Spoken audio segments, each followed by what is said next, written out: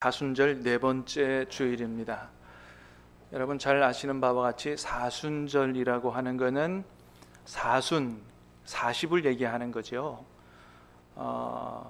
부활주일 전 40일을 말하는데, 사순절이 부활주일 전 40일을 말하는데 주일을 뺀 40일을 말합니다. 그러니까 사순절에는 주일이 들어가지 않는 거예요.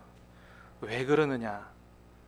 사순절은 우리를 위해 고난받으신 주님의 십자가를 깊이 묵상하면서 경건과 절제로 지나는, 전통적으로 그렇게 사순절을 지켰습니다. 그렇기 때문에 기독교의 가장 큰 경축일인 주님의 부활을 상징하는 주일은 그 안에 들어가지 않는 거예요. 그래서 사순절은 부활주일 전 주일을 뺀 40일을 사순절이라 그런다, 그런 겁니다. 광고를 드린 것처럼 올해 사순절에는 더 특별히 더 깊이 우리 십자가를 묵상하자, 그런 취지로 우리 십자가 전시회를 합니다. 그렇게 말씀을 드렸고, 여러분 집에 있는 십자가를 좀 다 가지고 나오시라고 그랬는데 아직은 자꾸 교회 오시면서 잊어버리시는 것 같아요.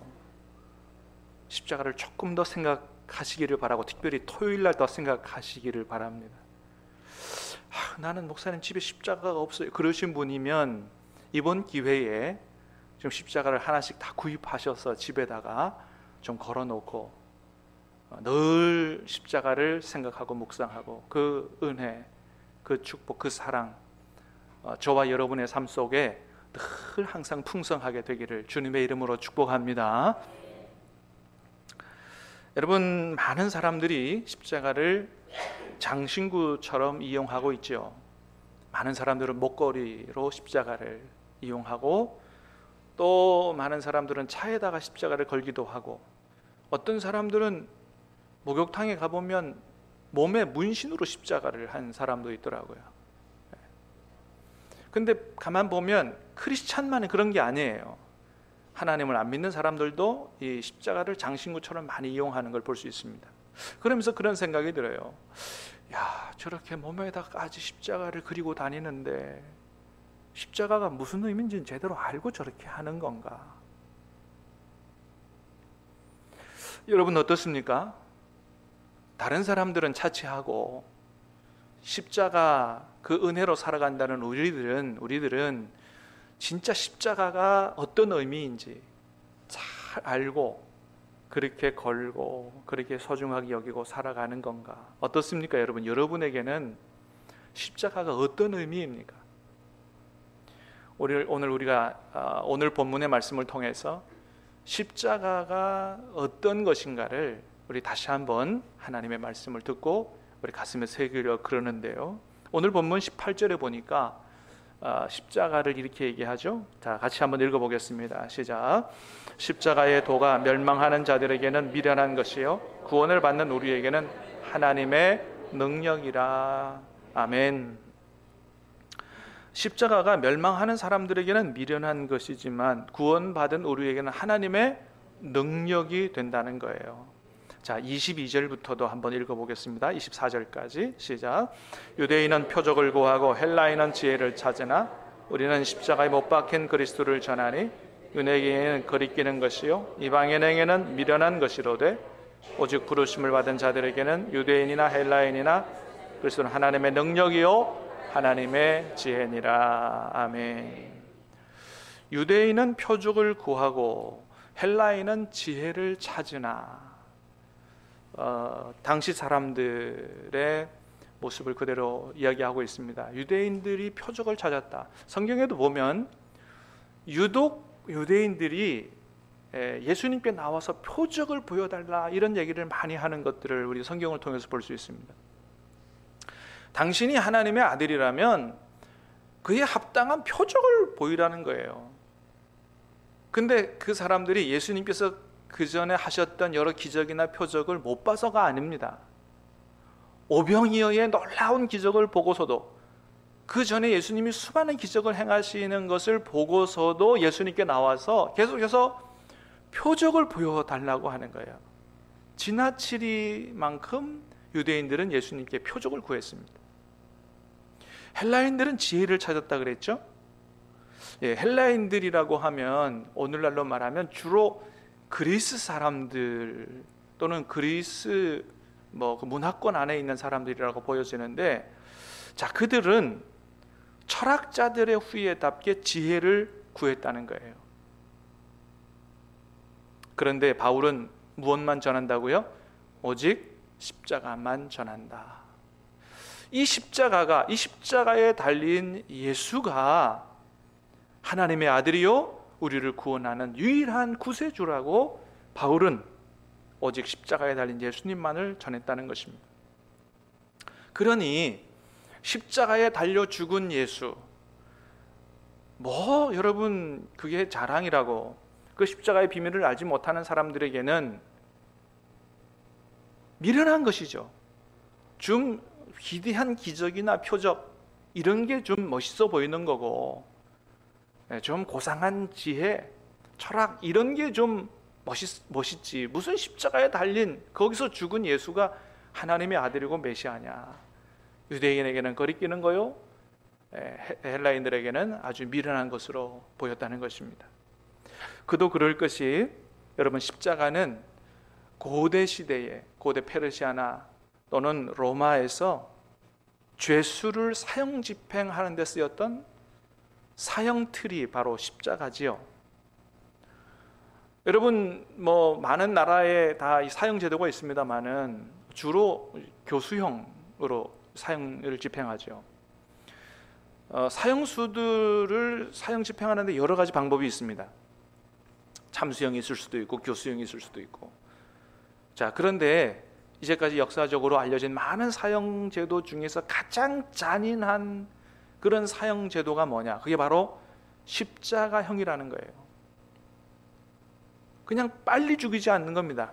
사형수로 하여금 최대한 오랜 동안 죽음의 고통을 느끼면서 아주 천천히 죽어가도록 하는 가장 잔인한 사형 방법이 바로 십자가형이라는 거죠. 그래서 어떤 사람은 십자가에 달려서 일주일 동안 그 고통을 그대로 느끼면서 처참하게 죽어가기도 하고, 어떤 사람은 죽지 않아서 산채로 십자가에 달려 있으면서 까마귀나 독수리의 밥이 되기도 하고, 이런 것이 바로 십자가형이에요. 그래서 십자가형을 받은 죄수에게 마지막 베푸는 자비가 있다면 그건 뭐예요? 다리를 꺾는 것입니다. 왜요? 다리를 꺾으면 온 몸이 밑으로 축 처져서 질식사하기 때문에 좀 빨리 그렇게라도 숨을 거두라고 하는 마지막 베푸는 자비가 다리를 꺾는 거예요. 그래서 로마 군병이 예수님에게 다리를 꺾으러 갔다가 이미 숨을 거두신 것을 보고 다리를 꺾지 않았다. 예수님이 십자가에 달리셔서 비교적 빨리 돌아가셨습니다. 왜 그러셨을까요? 그 전에 채찍을 맞으셨기 때문에, 많은 채찍을 맞으셔서 그때 많은 피를 이미 쏟으셨기 때문에 빨리 돌아가셨던 것이죠. 여러분, 이렇게 십자가형은 아주 큰 죄를 지은 그런 죄수들에게 내리는 아주 잔인한 형벌이었습니다. 그래서 십자가형은 가장 부끄러운, 그 다음에 가장 혐오스러운 그런 사형법이 바로 십자가형이죠. 그런데 그 십자가가 구원을 받는 우리에게는 하나님의 지혜요, 하나님의 능력이라고 하는 거예요. 그 십자가가 모든 세상 사람들이 다 부끄러워하는 그것이 바로 우리에게는 하나님의 능력이요, 하나님의 지혜다. 여러분, 그럼 도대체 그 십자가에 어떤 능력이 있길래 그것이 바로 우리를 구원하는 하나님의 지혜고 하나님의 능력이라고 얘기하는 것일까요? 첫 번째는 그 십자가는 우리를 지옥에서 건지는 능력이 있기 때문에 그렇습니다. 여러분은 예수님의 십자가가 아니었다면 나는 지옥에 떨어질 수밖에 없는 죄인이었다라고 하는 사실을 인정하십니까? 제가 이제 세례 문답, 세례 문답을 하면서 이 질문을 꼭 해요. 이제 세례 받기 전에 마지막 문답하는데, 정말 나는 예수님이 아니었다면 지옥에 떨어질 수밖에 없는 죄인인 것을 인정하느냐고 물어봐요. 그러면 많은 분들은 다 그렇다고 그러지만 간혹 아니라고 하는 분들이 있어요. 왜냐하면 아무리 생각해봐도 내가 지옥에 갈 정도의 그렇게 큰 죄를 짓지 않았기 때문이라고 생각하는 거죠. 그러면 제가 로마서 1장 29절 이하를 펴서 보여줍니다. 같이 한번 볼까요? 우리 자주 본 말씀입니다만, 자, 다시 보겠습니다. 시작.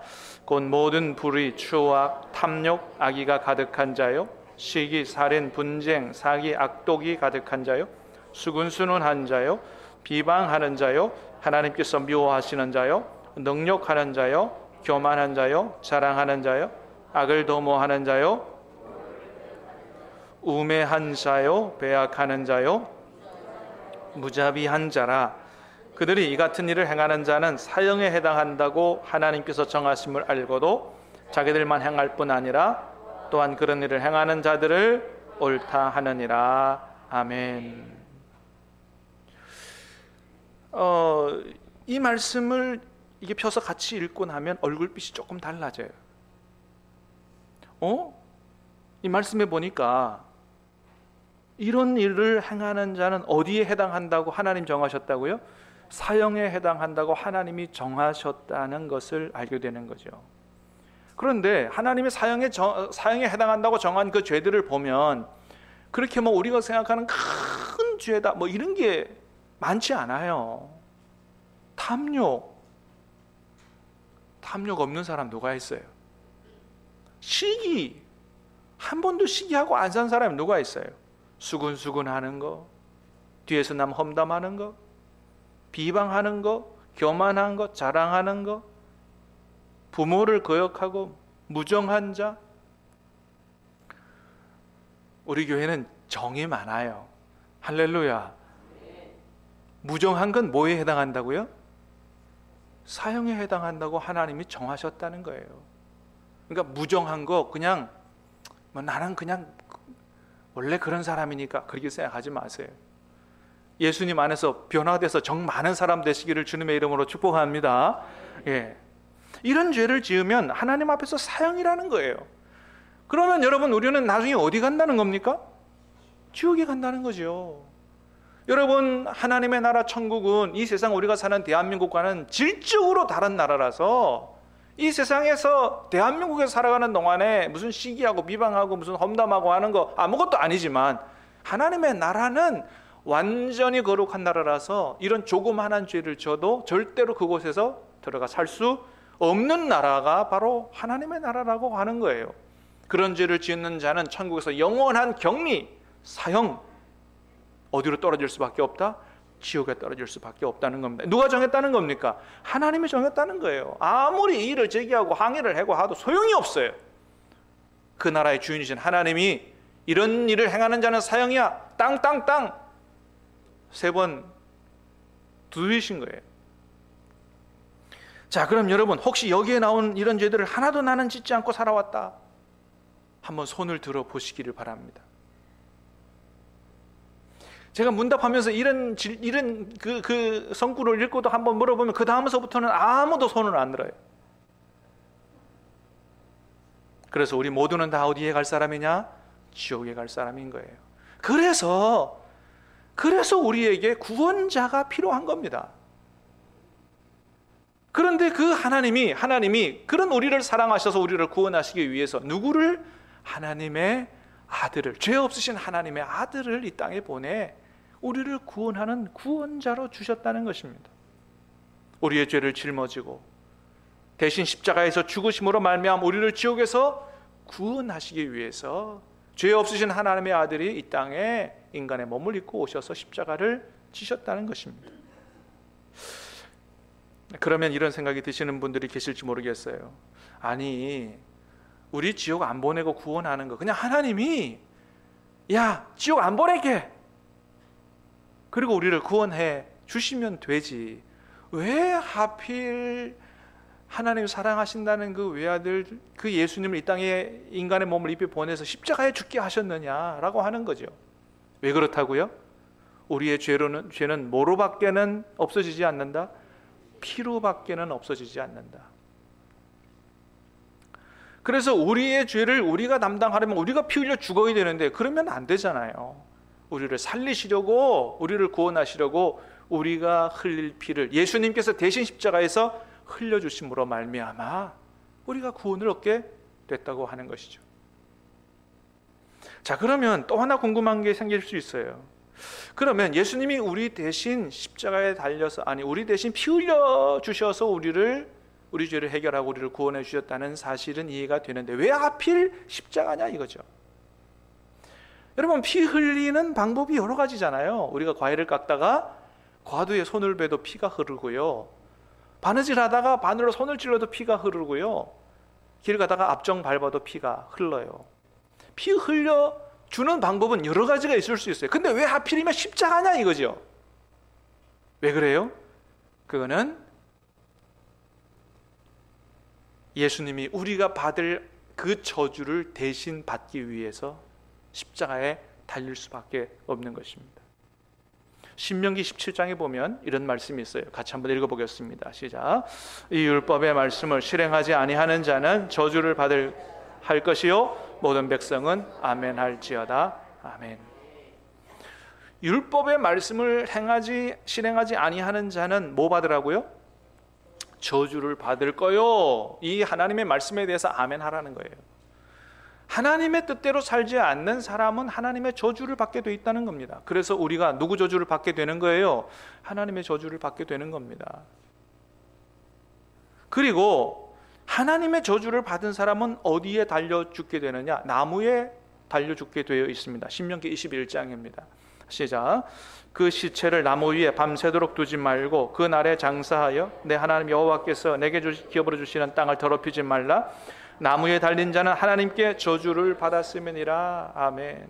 하나님의 저주받은 사람은 어디에 달려 죽는다고요? 나무에 달려 죽는다. 예수님이 십자가 나무에 달려 죽으신 이유가 그거예요. 우리가 받을 저주를 예수님이 대신 받기 위하여 나무에 달려 십자가에 달려 죽으시는 거예요. 이건 제 해석이 아니에요. 이건 성경이 해석해 주는 거예요. 갈라디아서 말씀입니다. 3장 13절입니다. 시작. 그리스도께서 우리를 위하여 저주를 받은 바 되사 율법의 저주에서 우리를 성령하셨으니 기록된 바 나무에 달린 자마다 저주 아래에 있는 자라 하였음이니라. 아멘. 이건 제 해석이 아닌 거예요. 처음에 바울이 십자가에 달려 죽은 예수님을 몰랐을 때 그냥 하나님의 저주를 받은 사람인 거로 알았어요. 나중에 십자가의 비밀을 깨달아 알고 나니까 뭐예요? 그 저주가 누가 받을 저주였다? 우리가 받을 저주였다라는 사실을 알게 된 겁니다. 우리가 받을 저주를 예수님이 대신 저주를 받고 우리를 그 저주 가운데서 구원하시기 위해서 하나님의 아들 독생자 예수님이 십자가에 달려 죽으셨다. 그 십자가의 비밀을 깨달아 알게 된 것이죠. 여러분, 그렇습니다. 예수님이 십자가에 달리셔야만 했던 그 일은 바로 저와 여러분들이 받을 저주를 대신 받기 위해서요, 우리를 지옥의 권세 가운데서 건져내시기 위해서 피 흘려 돌아가셨던 것입니다. 그러므로 십자가는 무슨 능력이 있는 거예요? 우리를 저주와 지옥의 권세 가운데서 건져내는 하나님의 능력이 바로 십자가다라고 하는 겁니다. 할렐루야. 이 깊은 의미가 저와 여러분에게 깨달아질 수 있게 되기를 주님의 이름으로 축복합니다. 제가 서울에 있을 때 그 교회에 이 수공예 장인이 한 분 계셨어요. 전국대회에서 상도 받을 만한 대단한 공예 장인이에요. 그분한테 제가 집사님 십자가 좀 하나 만들어주세요 그랬습니다. 보이십니까? 저 십자가는 파는 게 아니에요. 이 세상에 단 하나밖에 없는 십자가입니다. 그분이 한 일주일 동안 기도하면서 하나님 주신 영감으로 만들어 주신 십자가예요. 여러분, 뭘 느끼세요? 이 거무튀튀한 나무 가운데 밝은 줄기가 들어가 있죠.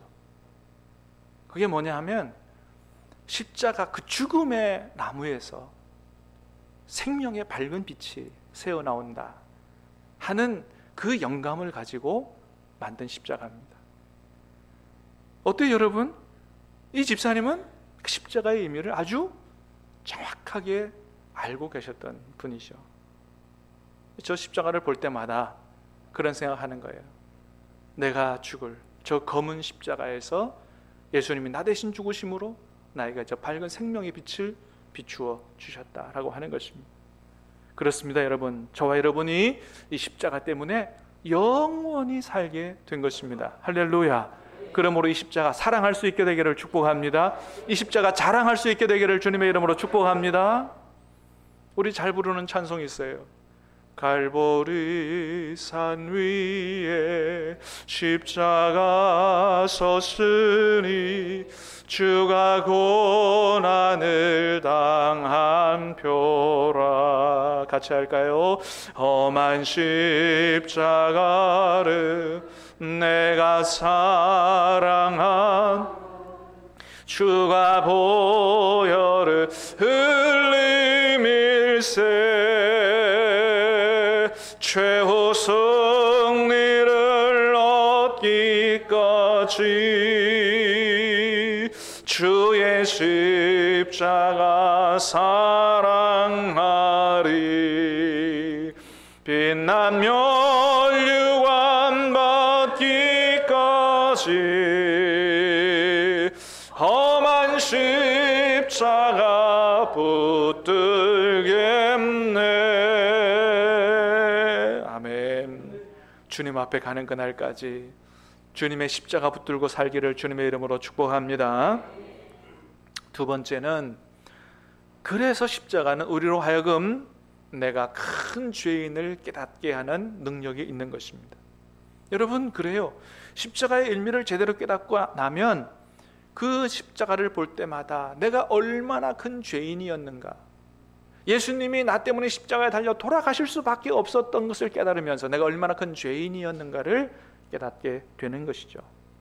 그것을 깨닫게 될 때 우리는 그 죄와 그 하나님의 저주 가운데서 구원받은 것을 깨닫게 되고 정말 진실한 신앙인으로 십자가의 은혜에, 그 무한 은혜에 감사와 겸손으로 그렇게 살아가게 되는 것이죠. 종교개혁 이후로 가장 위대한 신학자라고 일컬어지는 그런 칼 바르트라고 하는 사람이 이런 얘기했습니다. 십자가에는 더블 이미지가 있다. 십자가를 볼 때 두 가지를 깨닫게 된다. 하나는 내 죄의 중함을 깨닫게 되고, 또 하나는 나를 가치 있고 소중하게 여기시는 하나님의 사랑을 깨닫게 된다. 나는 예수께서 십자가에 죽지 않으면 안 될 정도로 큰 죄인이라는 것이고, 또 하나는 그런 나를 위해 독생자 예수 그리스도를 십자가에 내어 죽게 하신 하나님의 사랑이 얼마나 크다는 것을 깨닫게 된다. 그렇습니다, 여러분. 우리는 십자가를 볼 때 이 두 가지를 깨달아야 됩니다. 하나는 뭐냐 하면 내가 예수님이 십자가에 죽으셔야만 할 만큼 그렇게 큰 죄인이라는 것입니다. 또 하나는 그런 큰 죄인인 나를 독생자 예수님까지 십자가에 내어주신 그 하나님의 그 크신 사랑을 깨달아야 된다고 하는 거죠. 여러분, 사도 바울은 바로 그것을 깨달은 사람이었습니다. 그래서 바울은 자기 자신을 뭐라 그랬어요? 나는 죄인 중에 괴수라고 얘기했습니다. 디모데전서 1장 15절입니다. mit보다 모든 사람이 받을 만하니 말이요, 그리스도께서 예수께서 죄인을 구원하시려고 세상에 임하셨다 하였도다. 죄인 중에 내가 괴수니라. 그런데 여러분, 이 십자가의 비밀을 깨닫기 전에 바울은 그렇지 않았어요. 그는 아주 철저한 바리새인이었어요. 그래서 자기의 경건, 자기의 의로움을 가지고 살았고, 그 열심을 자랑하며 살았고, 그래서 자기가 최고로 하나님을 잘 섬기는 사람인 것으로 그런 영적 우월감과 교만함으로 살았던 사람이죠. 그런데 부활하신 예수님을 만나고서야 비로소 그 십자가의 비밀이 깨달아진 것입니다. 예수님이 나 때문에 십자가에 죽으셨구나, 내가 받을 저주를 대신 받으셔서 내가 구원받았구나. 그때 깨달아진 것이 내가 죄인 중에 괴수였다는 사실이 깨달아진 것입니다. 여러분, 그렇습니다. 바울만 죄인 중에 괴수겠어요? 십자가의 은혜를 입은 우리 모두가 다 그와 같이 마찬가지인 사람인 거예요. 나 대신, 나 때문에 예수님이 십자가에 달리실 수밖에 없었다라고 하는 내가 얼마나 큰 죄인이라는 사실이 깨달아져야 한다는 것입니다. 만일 그렇다고 한다면 죄인 중에 괴수인 내가 누구를 비난하겠어요? 나는 정말 죄 안 짓고 하나님 앞에 올바로 살아왔다고 그런 사람이 있다면 돌을 들어서 다른 사람을 칠 수 있겠지만, 그러나 나 같은 큰 죄인 때문에 나 같은 죄인 살리시려고 예수님이 대신 십자가에 달려 돌아가셨다는 사실을 믿는 그 사람이라면 과연 누구에게 비난과 정죄에 돌을 둘 수 있겠느냐라고 하는 것이죠.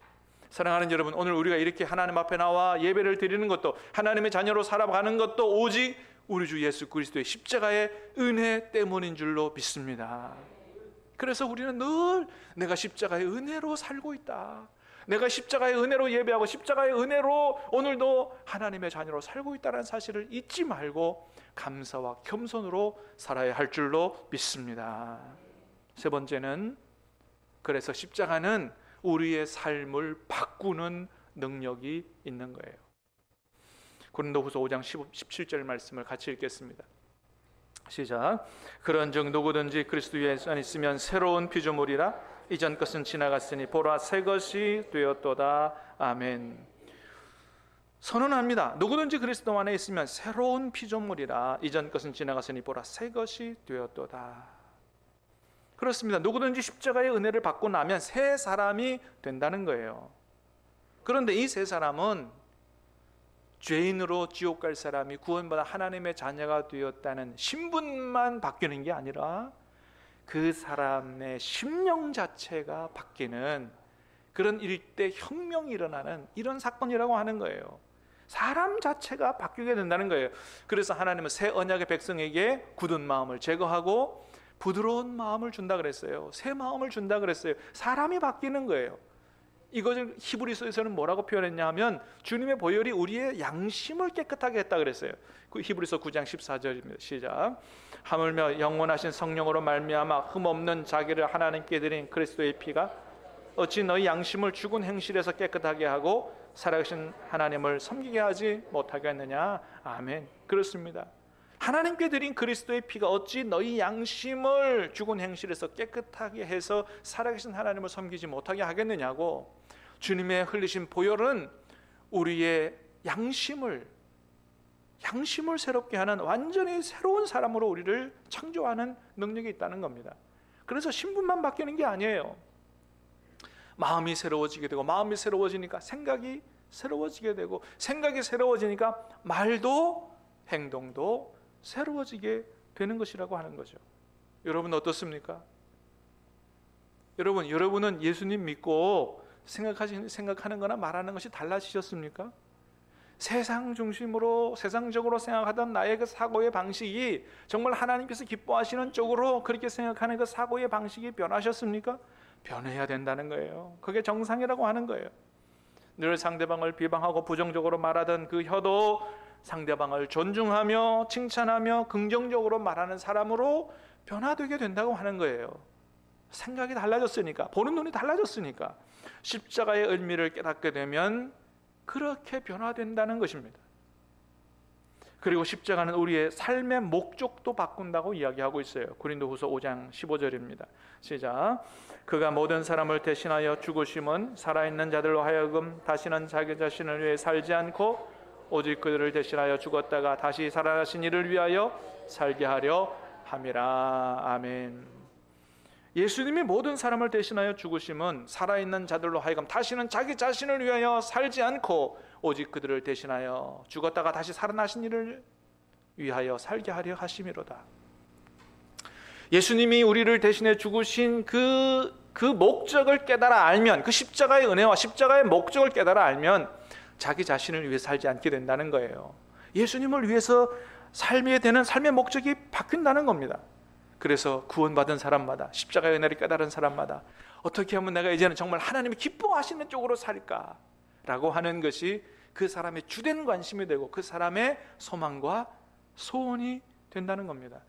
하나님은 우리 안에 그런 거룩한 소원을 두고 행하시는 분이라고 말씀해주고 있습니다. 그래서 십자가는 그렇게 우리를 지옥에서 건지시는 능력이 있고 우리를 변화시키는 능력이 있고 삶의 목적까지도 바꾸는, 우리를 온전하게 변화시키는 그런 하나님의 능력이요, 하나님의 지혜라고 말씀하는 것입니다. 물론 초신자의 경우 그렇게 하나님이 원하시는 그런 온전한 변화는 갑자기 나타나지는 않을 거예요. 왜요? 믿음은 성장하는 것이고 성장한 시간이 필요한 것이기 때문에 그렇죠. 그러나 오래 믿은 사람이라고 한다면, 그 사람의 믿음이 바른 믿음이라고 한다면, 십자가의 은혜를 받은 사람은 그렇게 변화되는 것이 정상이다. 그게 하나님이 기대하시는 바라고 하는 것입니다. 여러분, 사순절은 특별히 십자가를 깊이 묵상하는 주간입니다. 이 사순절 동안에 무엇보다도 십자가를 더 깊이 묵상하고 생각함으로 하나님께서 은혜 주셔서 저와 여러분이 하나님 앞서 얼마나 큰 죄인이었는가를 깨닫는 동시에 그런 나를 사랑하신 하나님의 그 은혜가, 그 사랑이 얼마나 놀라운 것인가를 다시 한번 깊이 깨달아 알고 주님의 십자가를 사랑하고 십자가를 자랑하며 살아가는 저와 여러분 될 수 있게 되기를 우리 주님의 이름으로 축복합니다. 우리 같이 찬양하고 기도하겠습니다.